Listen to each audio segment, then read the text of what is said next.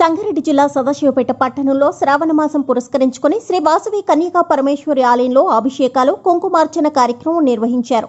ఈ కార్యక్రమంలో ఆలయ సంఘం అధ్యక్షులు అనుముల సాయిరాజ్, కంది కృష్ణ, శ్రీనివాస్, సంగమేశ్వర్, ఉమా, సంతోష్, మామిడి శ్రీను పాల్గొన్నారు.